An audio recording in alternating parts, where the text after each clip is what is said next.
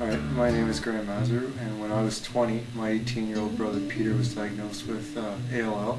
I think the major thing when I found out was that at the time I was in second year university and Peter was still at home, and I was in Ottawa, Peter lived in Newmarket, and it was difficult to figure out what my duties were, and duty is kind of a tricky word because you feel an immediate sense of responsibility to be with your family. But at the same time, you know, when you're 20, it's a crucial time in your life to be doing things for you. You know, you need to move on with your education and start building connections for your career. So I was kind of torn.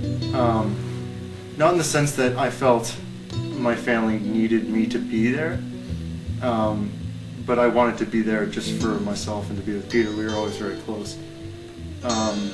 But I think the main thing is that you realize that if you have to just continue with your life and just offer support in the way that you can, and you know, don't feel guilty about the fact that you're continuing with your life, because it's just the way to make it the most normal for your family and for me, for my brother, was to not make this a catastrophic event.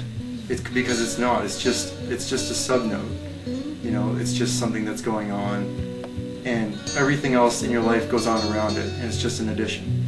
So I think after as a brother, as a sibling, if you resolve that, then you feel a lot better about the situation, and you can just kind of continue on. We did not feel jealous or you know, left out of the family dynamic. It was difficult for me because I was away.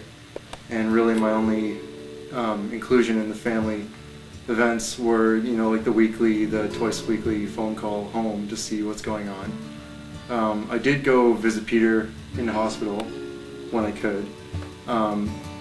My main priority was that Peter felt he was getting everything he needed.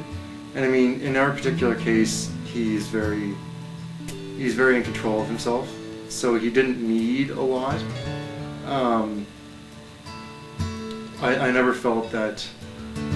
I was just grateful to be there and just happy to spend time with the family and with Peter, so I never had any issues about attention. I think now that his treatment's finished, I think if, in my opinion, and I'd like to think in Peter's opinion, there should be no special role anymore. We're just brothers. We were brothers beforehand, we were brothers now, we were brothers during it, and the fact that he's, you know, beaten cancer, moved on, that's wonderful. It's everything that I've hoped for, but it doesn't change our dynamic as brothers, really. Like, we're still going to do, you know, things together. We're probably still going to argue, you know.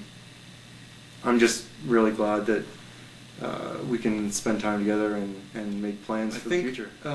One thing that changed during Peter's treatment and our relationship was that the petty things that might get in your way and might start a fight or really get on your nerves, they weren't important.